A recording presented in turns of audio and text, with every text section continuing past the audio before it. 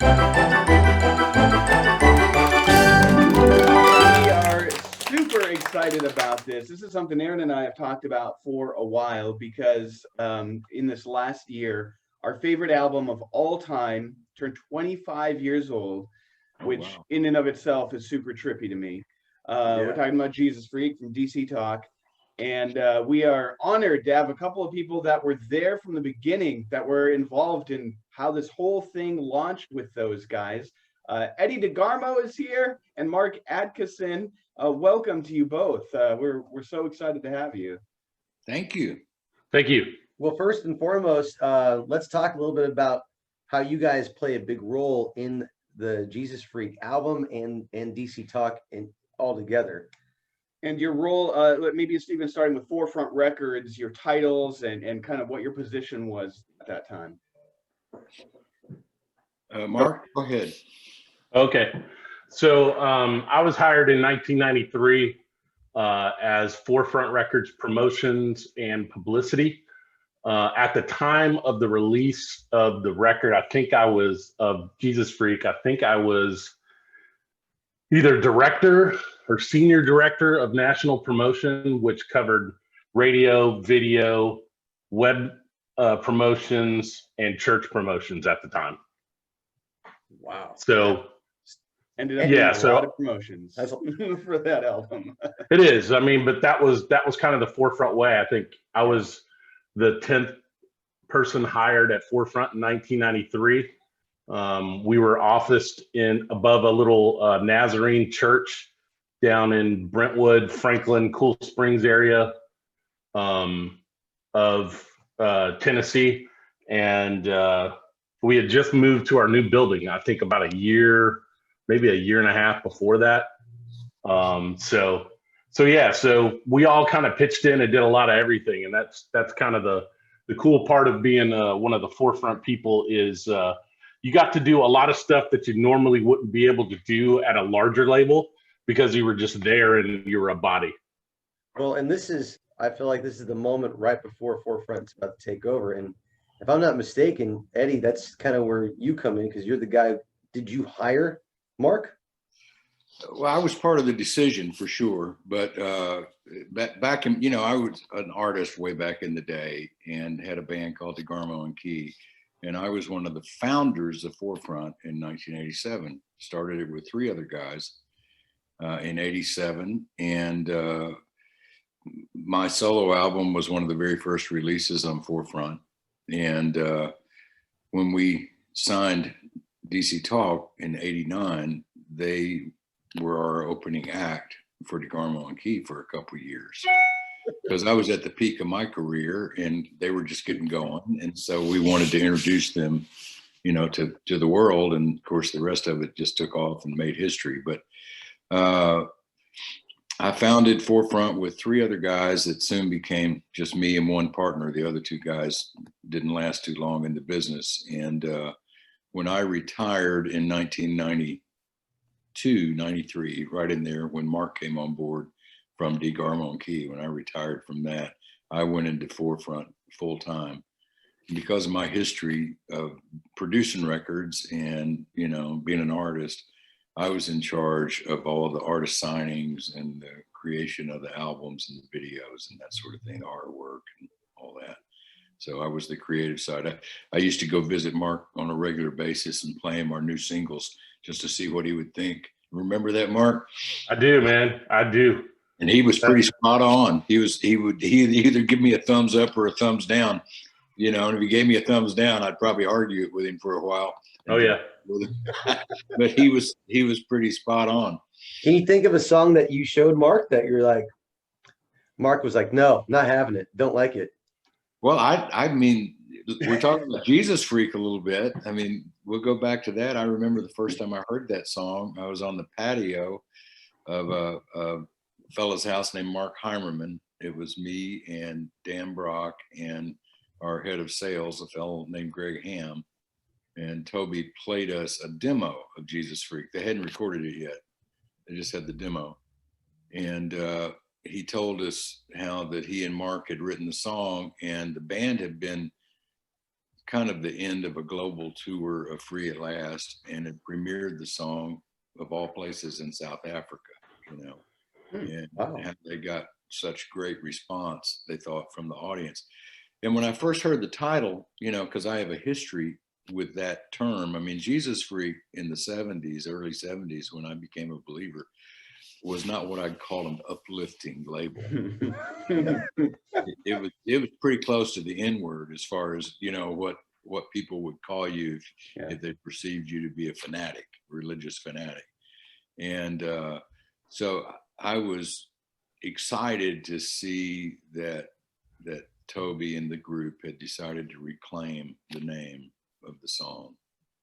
And it was a special song, and we knew it was. And, you know, because Mark was in charge of promotions, in which one of the things under promotions is radio in a label, we knew that Jesus Freaks Christian radio would take a specific kind of trajectory, because the song was way too aggressive to hit the big radio stations. Well, let me ask you that then, because Jesus Freak, I remember for me, my twin brother and I, we heard that DC Talk had this new song called Jesus Freak, and the guys in the radio, and this is about you, Mark, because you had to promote this.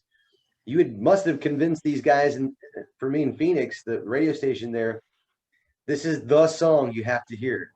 And he promoted it all week. And then that day, we sat on our bed, just sat there waiting, and he'd play it, just a snippet of the song, like 10 seconds. And we thought that was everything. And we waited and waited, and that guy just buried the song at the end of the hour. So mad at him. But when it played, we thought they would never play again on radio because it was so. Mark, how high did we chart on Jesus Freak? Do you remember? Well, it was #1 on Christian rock radio.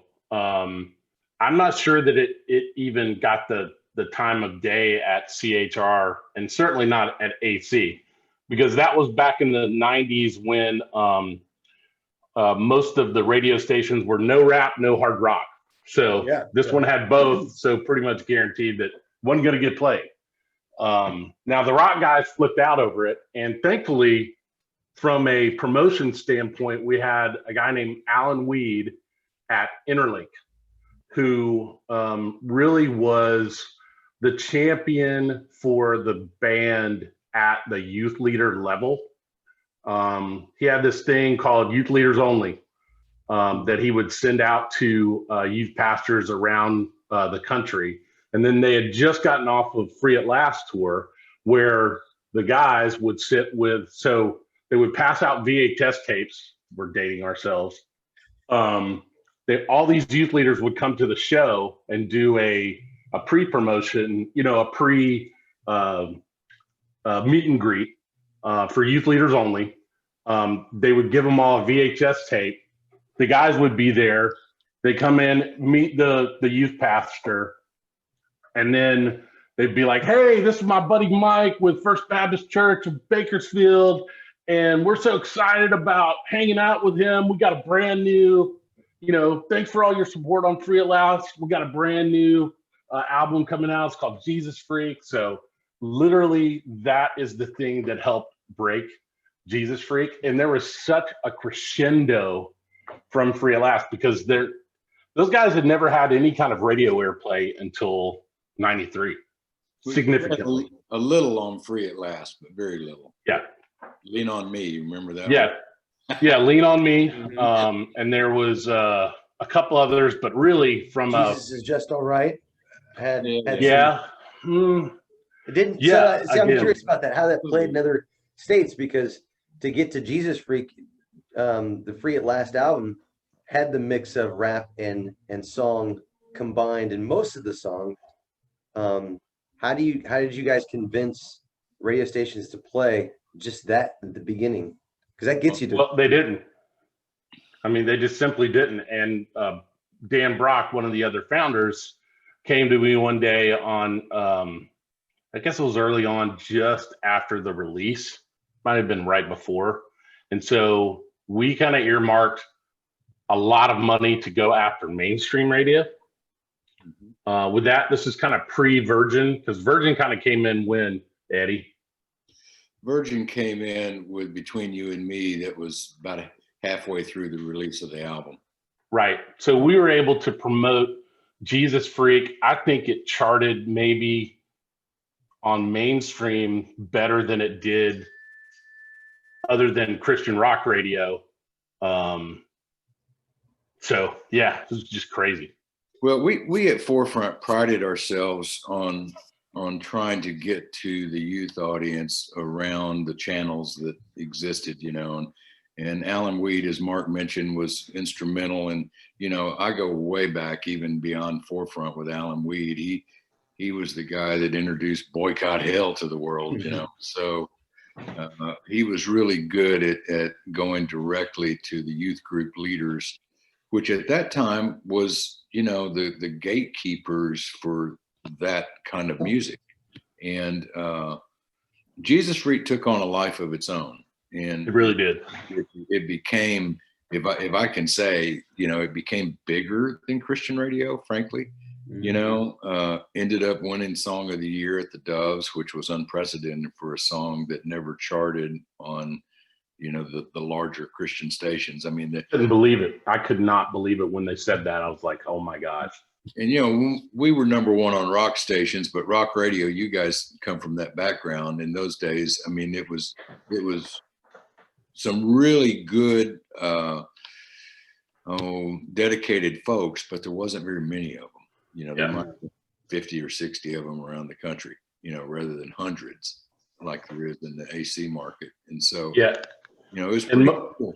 Go ahead. And most of them were just rock radio shows on various either mainstream or Christian stations. Saturday night. Saturday night at like 10 to midnight. Yeah. So I'm curious, you guys, when was the now Forefront? We could do a whole 3 hours on just Forefront and the names that came out of there. But when was it for you? So you knew Jesus Freak was a big deal when you heard it. You knew it was good when you heard it. But was there a moment when it went from, hey, this is a good song? Because Eddie, you had songs like that were good and that did really well. But when Jesus Freak, you're like, oh, wait, it's not just good. Like something that signaled to you, this is so much bigger than we thought. Well, the band, first of all, the band had a lot of momentum, as Mark mentioned, coming off of Free at Last, because Free at Last was a very successful. You know, I mean, I think it was number one on the sales charts for over a year.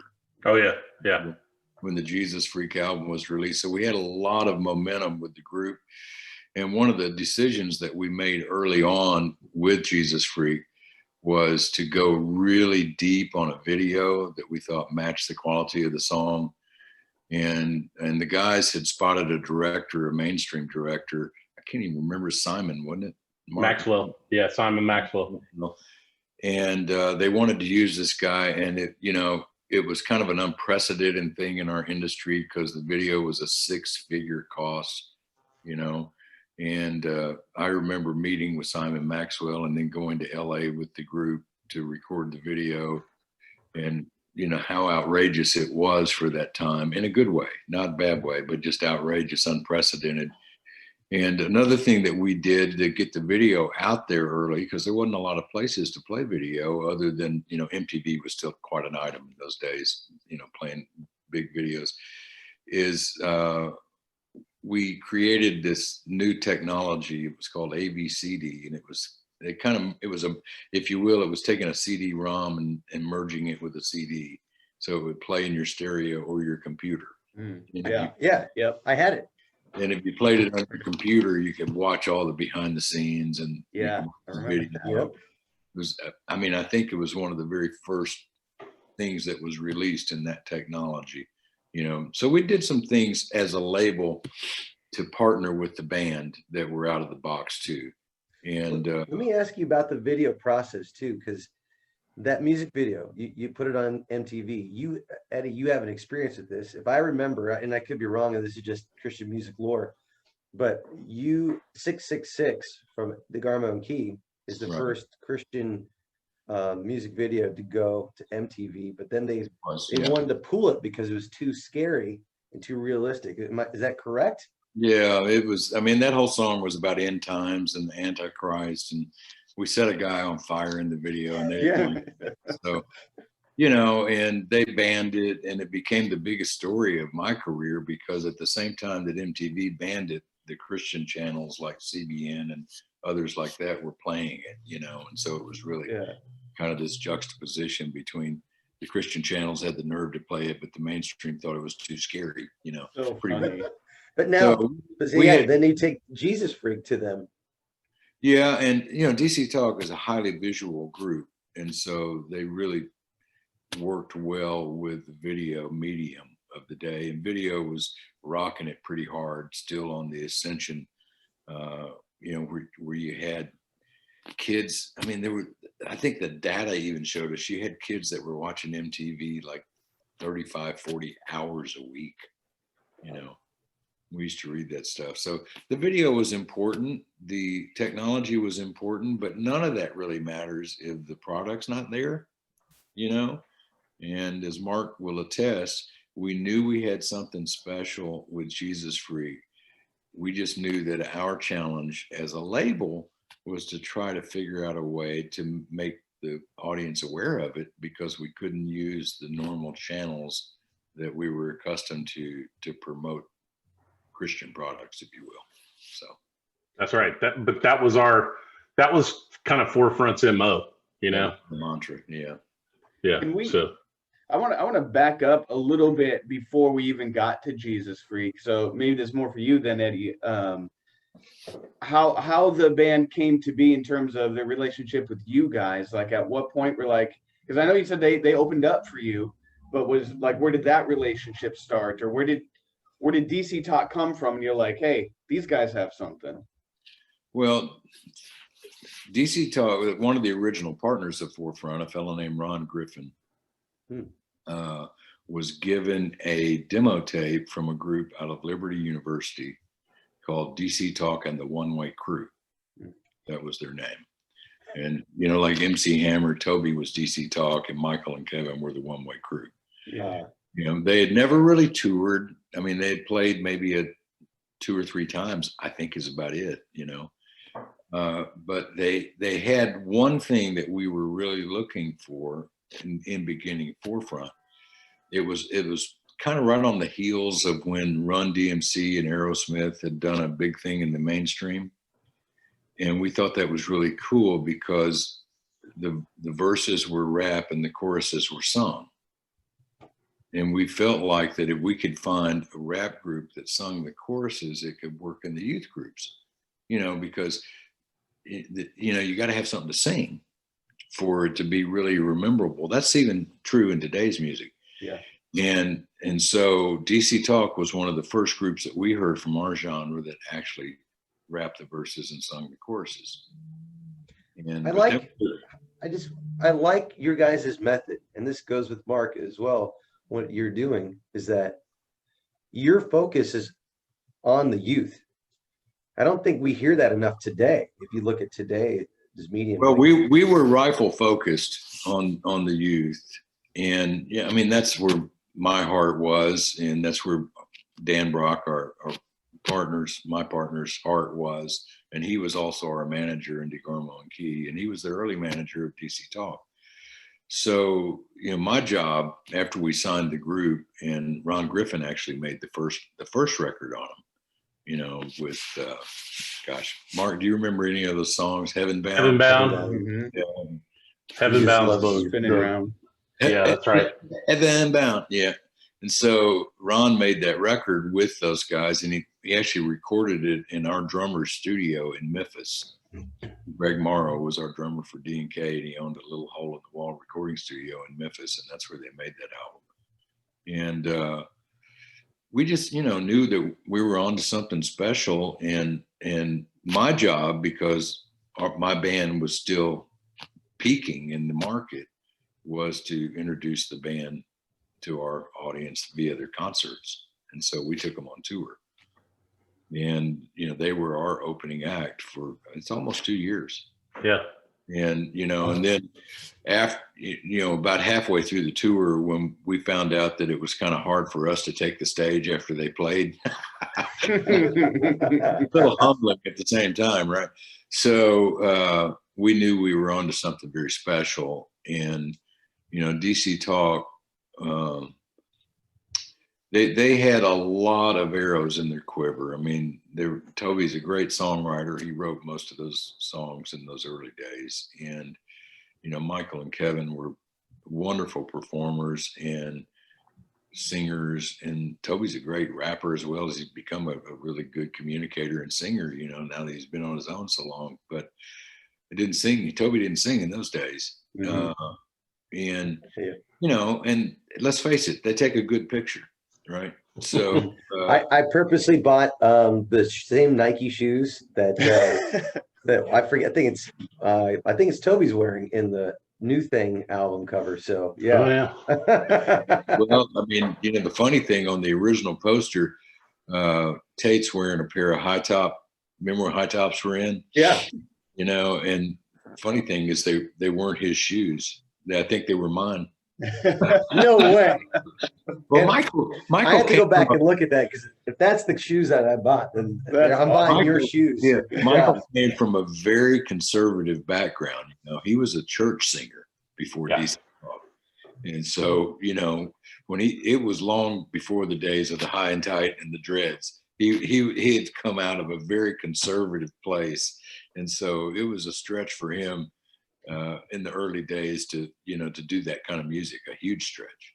Let me take you back to the Jesus Freak album. We spoke with one of your forefront guys, singers, Steve Wiggins of Big Tent Revival. This is a conversation we had a few years back.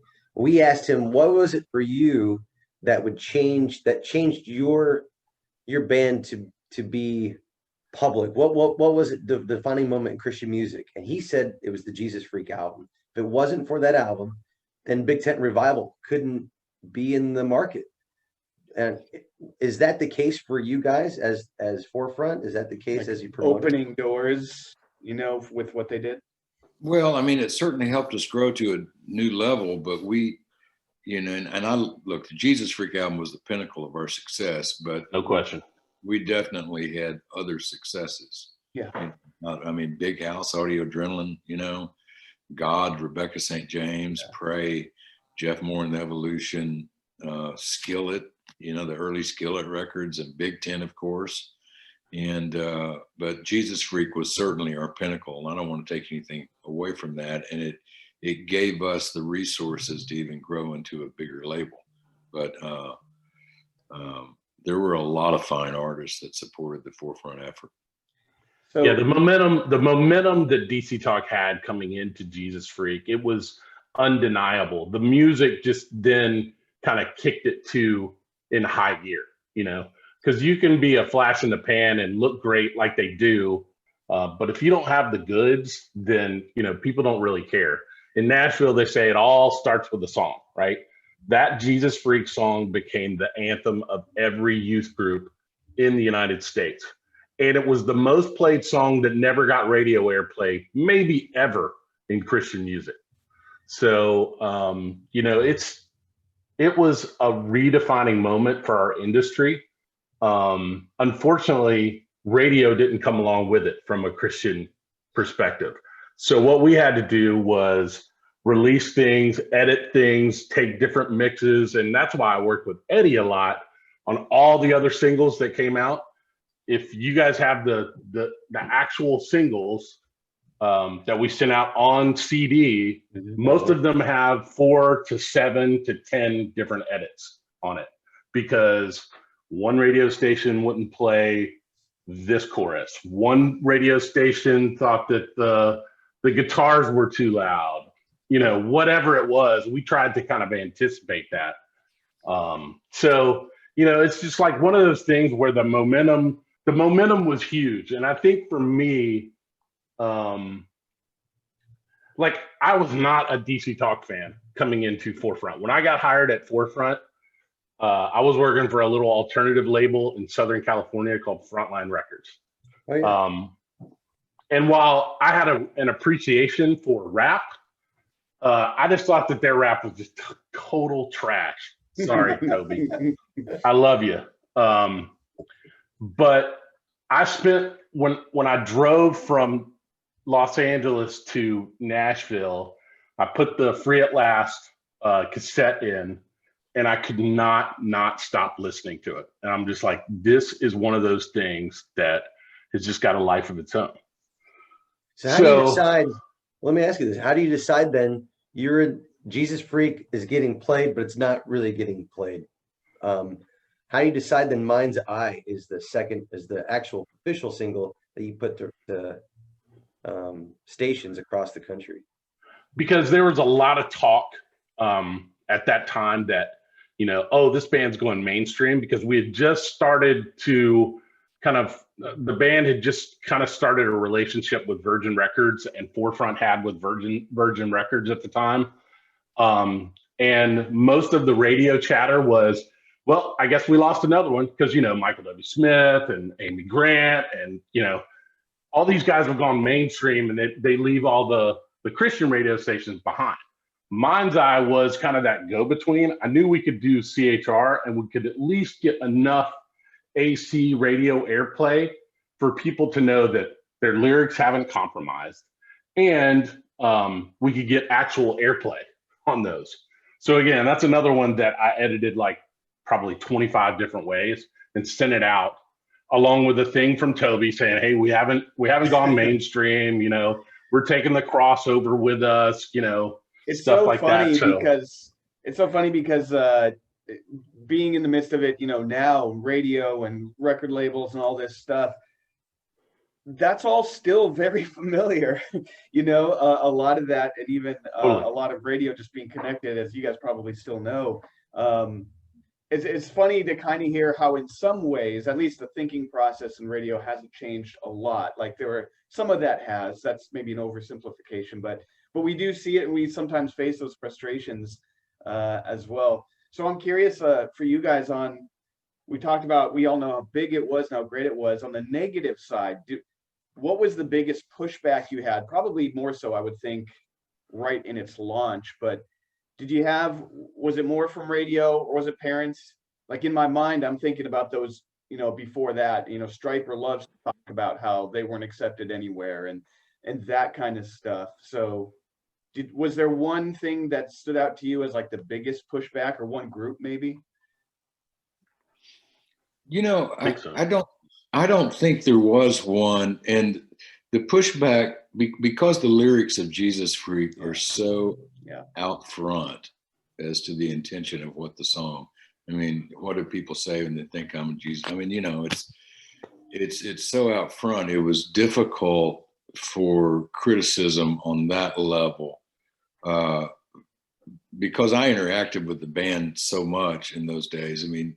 One of the success is difficult for anybody to take in, and when success comes that quickly, it was hard for those guys, they were young guys, and I think in those days, correct me if I'm wrong, Mark, I think Toby was the only one that was married, maybe, and he might not even been married on Jesus. I can't remember. It was close to that point. He had just gotten married, I think. Yeah. And so, the pressures that those three guys faced because of the success rocket ship, if you will, was tough on them, and tough to keep your head screwed on straight. And, they were good about trying to surround themselves with people to help them. Michael Guido, their kind of pastor that traveled with them. And they actually supported him more or less to just keep them involved in the word and keep their heads screwed on straight. And I still remember making that video with Guido out there, and there's a scene in the video to where that they pour a cup of wine, and it was a big decision whether or not we wanted to actually show it as wine, red wine, because there was a debate about whether it should be water, right? And because we knew that we would get some feedback from some people like, oh, look at the guys, man, they're like winos now. So, but I mean, that kind of thing happens. And all the controversy, by the way, is not bad. It's just the wrong kind of controversy is bad. So if you talk about controversy, that kind of goes to in Supernatural, the song "So Long, Friend." It's almost like this whole riff on this whole thing. It's almost an urban legend, I feel like. Yeah. Can you guys say to what that is? Because in "So Long, Friend," it's like are they talking about themselves, saying basically, we never left Christian music, we've always been here, we're still the same Jesus freaks we were today? Is that what that's about? Mark? The big speculation when that song was going on was, is Kevin leaving the group? Mm-hmm.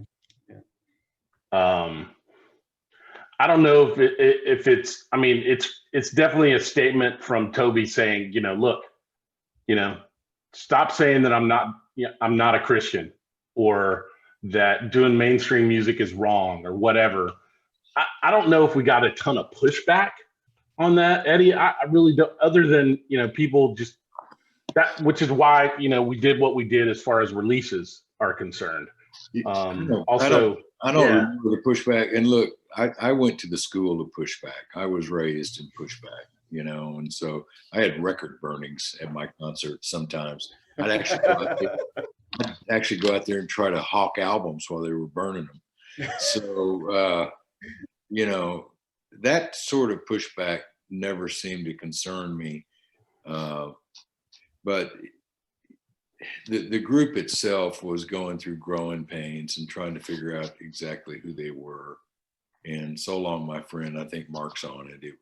It was about K-Max and Kevin, Kevin that became K-Max, that sometimes now he's Max or he's just K. So, he's like P. Diddy. We love Kevin, but Kevin, he'd be the first one to say it. He can have his days, right? So totally, he can have his days. And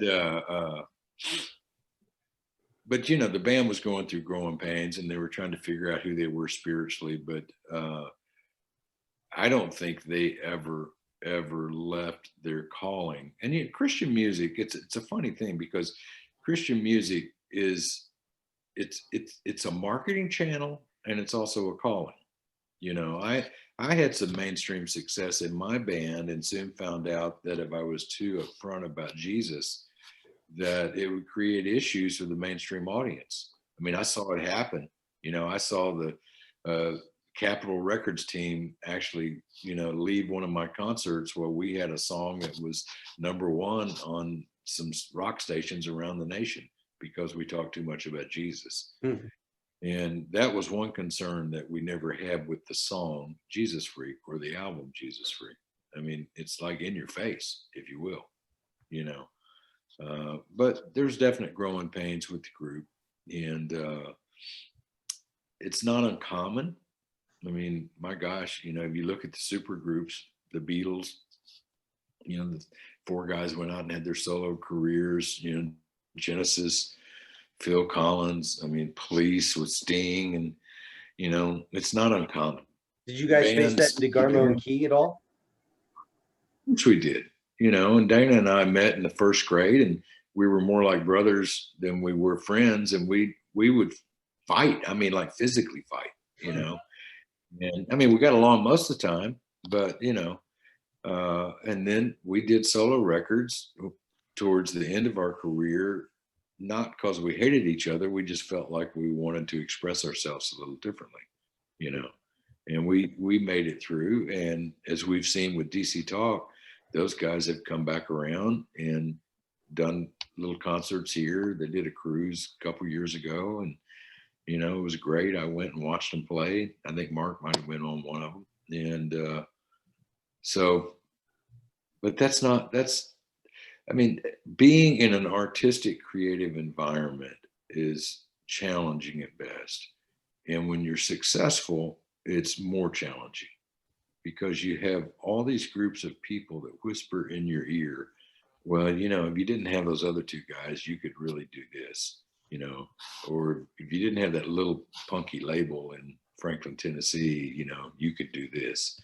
I mean, it's just very common. Let me throw this out there to you guys. Looking at the album, besides Jesus Freak, the song in that album, Jesus Freak Together, what's the song for you guys that you worked on the most, or what do you think has influenced you guys out of that, or is the best song on that album to you? Well, I mean, that's the landmark song. I mean, that is the flagship. But you can't use it. You can't use it, Jesus Freak. It's out of here. Canceling You cancel Jesus Freak. Everything else. What's the song? Oh my gosh. What if I stumble? Maybe. Great song, great lyric. Talks about how frail we all are. We're talking about songs from that album, right? Yeah. So Help Me God was a wonderful bridge song from Free at Last. That was Toby putting his arm around his audience and saying, hey, we used to be this musically, now we're becoming this musically, so go with me. Even the song Like It, Love It, Leave It, great song, Mind's Eye. So, I mean, the cool thing about that album is I don't think there's a weak moment, frankly. Even Mrs. Mogan. Yeah. Awesome. So yeah, there's not a weak one on the whole album. And I remember Eddie giving me a CD with I think it was 4 of the tracks. I think it was Between You and Me, might have been Day by Day cover, may have been Stumble, and one more. I can't remember. But I remember going, dude, I mean, we've got radio hits right here. So even if the other 5 or 6 that you're working on suck, we're good, man. It's gonna work. So yeah. What makes Between You and Me the song to go to mainstream purposefully? That's the one that is guaranteed to go. Well, I mean, that was Virgin's choice. They spotted that song and felt like it was something their promotional team could run with. And I mean, we had to do some pretty serious editing on it, because I think the original version's 5.5 minutes long or something. Yeah. And, but that was what they felt like. And that song ended, I think it peaked at number 16. Does that sound right? Yeah. So it did really well. I mean, make top 20 on mainstream radio charts is a big deal. And I want you to know, I did what I could. I worked at a Miller's Outpost at the time, which doesn't exist anymore. But every time that song would play, I'd go back into the room and hit rewind and play it again, just so people could hear it. That's awesome. That's what awesome. What was that radio promoter? Is Michael? What was his last name? Mark at Virgin Radio Promotions. Dude. You know what I'm talking about. Yeah.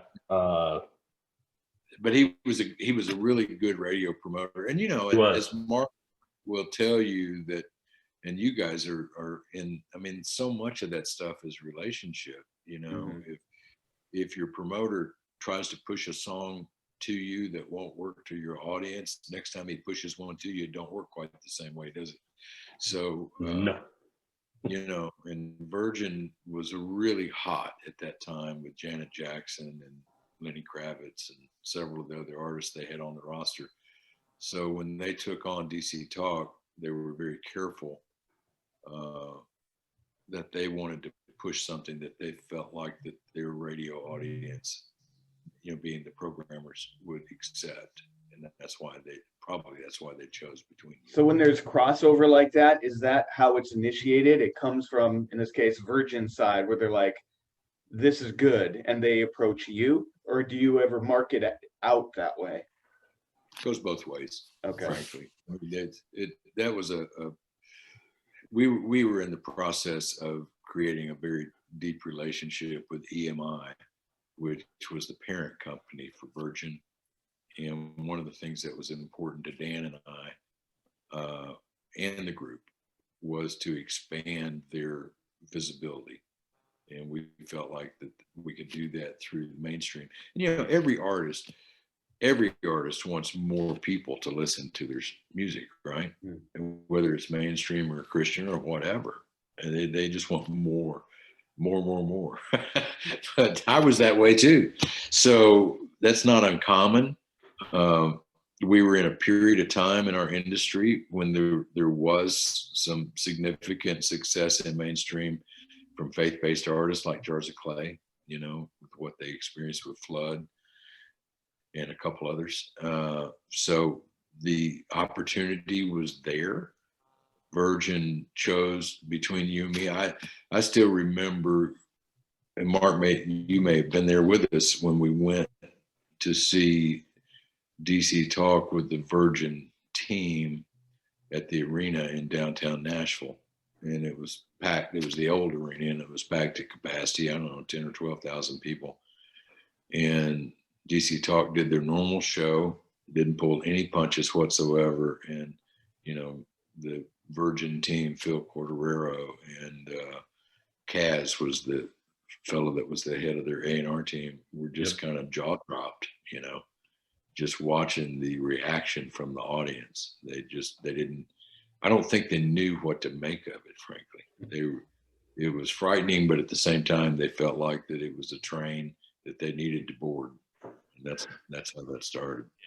And how do you sell over 1 million records with virtually no radio airplay? I mean, you know, Virgin's got to be sitting there thinking like, why would we not do this? I mean, we've already, you know, they've already sold 1 million records. So, I mean, it was undeniable. And that show, I'd put that up against anybody's show. And I've seen a lot of concerts. It's funny. We actually talk about this a lot to almost anyone who will listen, that even today, and maybe it's a part because of growing up through, you know, shows like that the show aspect for the majority just doesn't seem to be there. There are some that still do it, but that's few and far between, you know, and you don't see what DC Talk did, or even like early Newsboys and the theatrics and the backgrounds and that was such a big part. You're right, like just you had the writing, you had the music, but you also had the presence and the performance from all three of those guys. Yeah, like today's music, I think for King and Country is the only people that give you that type of presence. I'm curious to you guys, you look at today's Christian medium, it's a completely different sound, but is there anybody to you that is like the DC Talk of 1993 to 99? Mark? I don't think there's anybody that can duplicate that kind of, so comparing that's unfair for new artists. Like, you know, anybody who's coming up now who's got any kind of success at all, you know, that it's because, you know, God wants them to have it, you know. So stick with the comparing Jesus answer. I like that. Well, and comparing artists, man, it's just like it's you know, it's like Lauren Daigle, man. I wouldn't nobody would have picked that. That's true. That's pretty good. And then bam, it just comes out of nowhere. Jars of Clay were a bunch of nerdy boys from, you know, Greenville College, you know, or wherever they went. They went to Greenville, I think. Anyway. Yeah. So I think you spot on with King and Country that their live performance is really, really stellar, and they bring it on. You know, they come from the Forefront cut as well. Yeah. Well, their sister. We kind of claim them because, I mean, you know, they used to be roadies for Rebecca back in the day, basically. Yeah, I remember sitting there throwing baseball to those kids when they were little. I mean, little. Yeah, and so it's David Smallbone, their father and manager. Can't take anything away from him. He's a maniac, and he does not leave a stone unturned. Nope. He would fill my voicemail up 4 and 5 times over the night. I gotta say, that says a lot about Forefront. I mean, what you guys did. You're absolutely right, because that's for King and Country, Rebecca St. James. Besides DC Talk, who is your guys' favorite Forefront record? And you can't say Eddie DeGarmo. But like, I'm curious, like what was out of all of what came out of like a personal favorite? Just a personal favorite. What's either the artist or the album that you're like, you know what, this was great? Because before you answer, like, this is how we talked about this the other day. For me, my brother and I, we would look at the Forefront label. If I just saw it in the Christian bookstore, bought it. I didn't Black care and who it yellow. was. I bought it because I knew it was good. Yeah. So, yeah, who was Black it? and yellow spine, which is hilarious because every one of our artists hated that spine. I loved it. I was so mad when you changed it. Yeah, it's not on Jesus Freak. That's fine. That's fine. That was a major battle. I It was. remember it. It was. I remember it. So, I mean, that's trying to, pick who's your favorite brother, Yeah. or your favorite That's child. okay. Kid. No one's watching. No one's watching.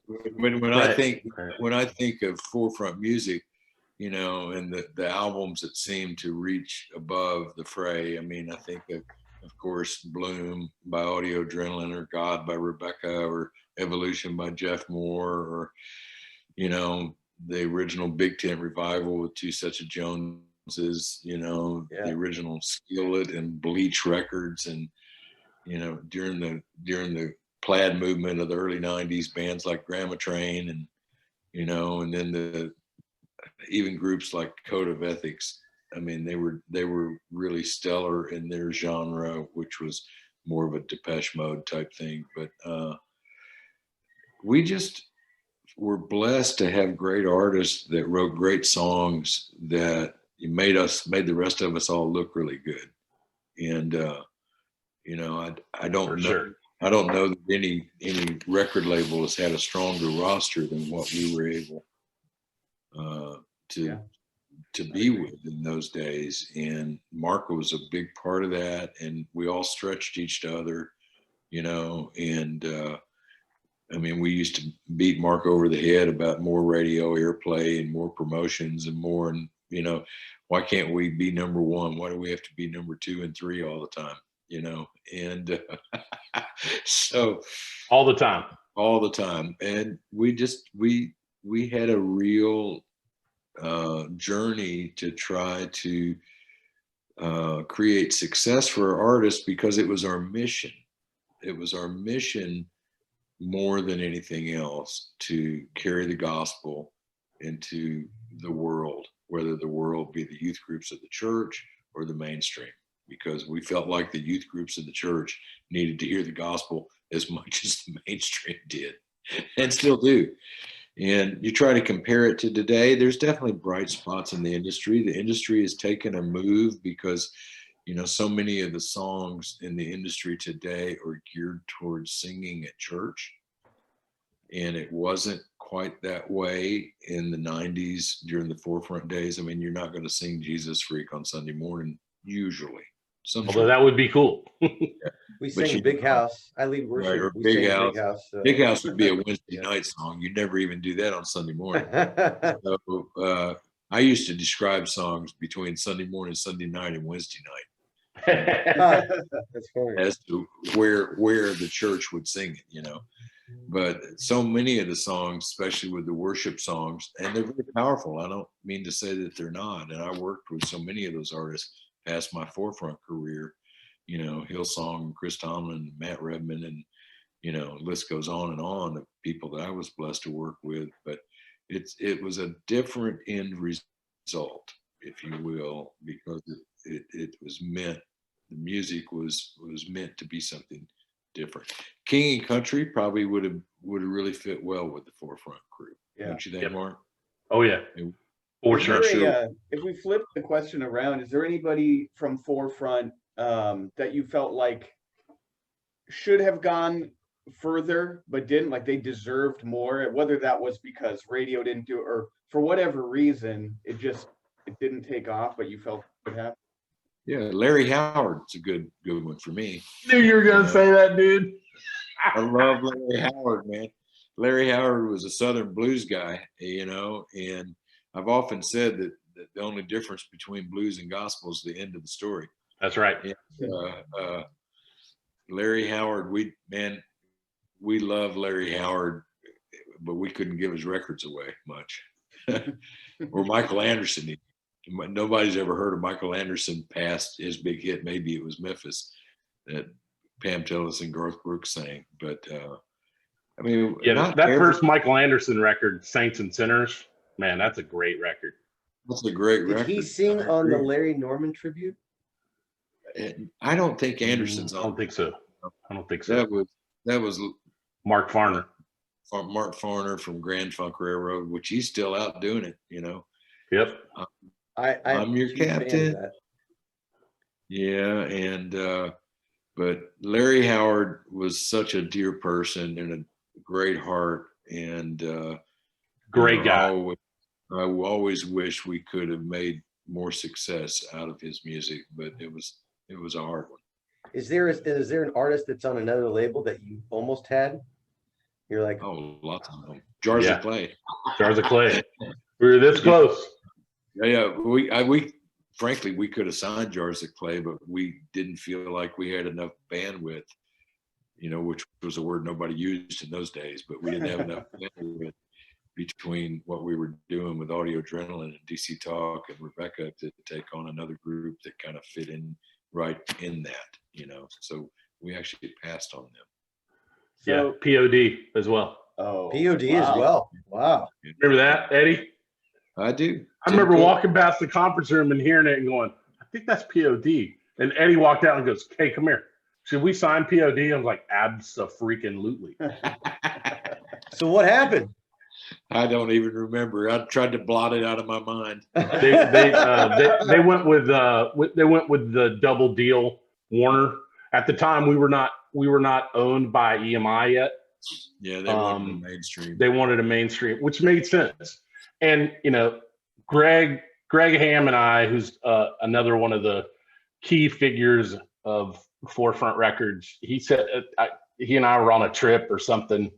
I asked him, I was like, do you ever look back and go, man, I wish we would have had Jars of Clay or POD? He goes, and he told me, and best answer ever, he goes, no, man, because God wouldn't have done what he did with them if it hadn't have been for the path that they were on. I'm like that.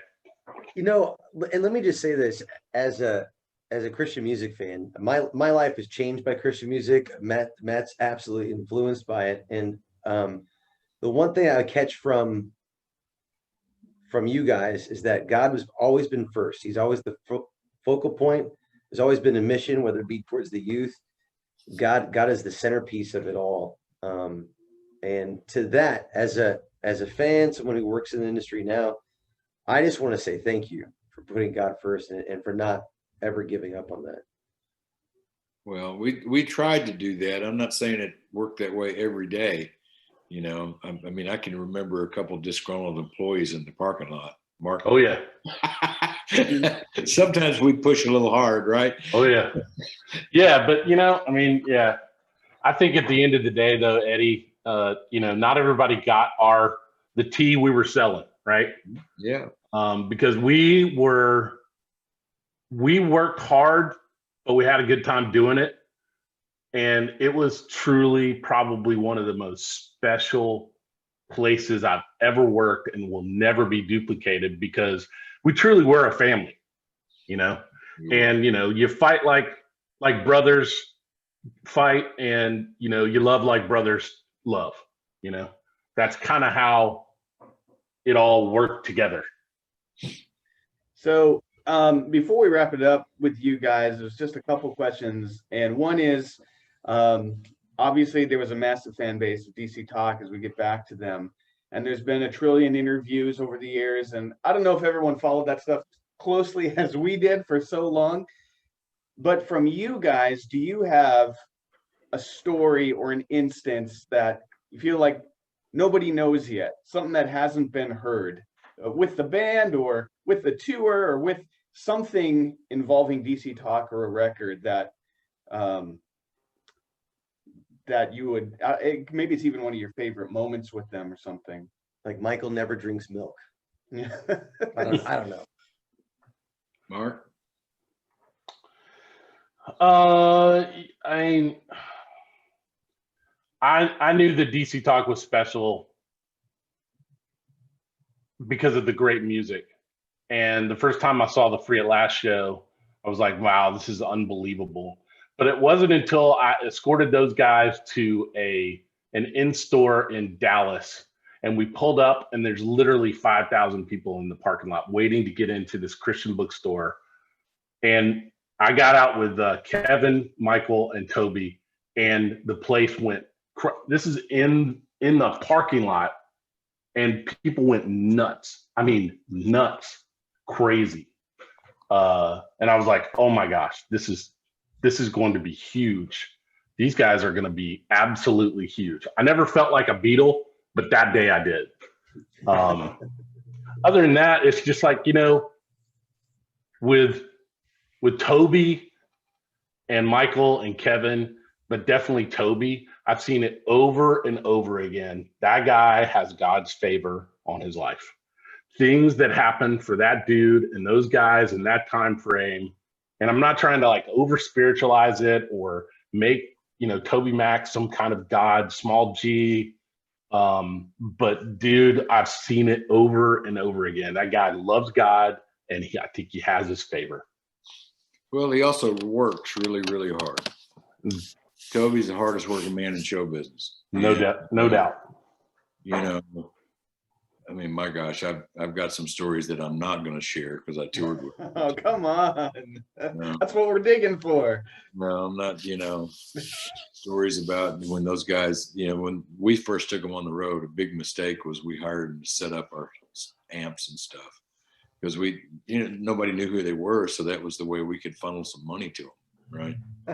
And they were the worst. They were.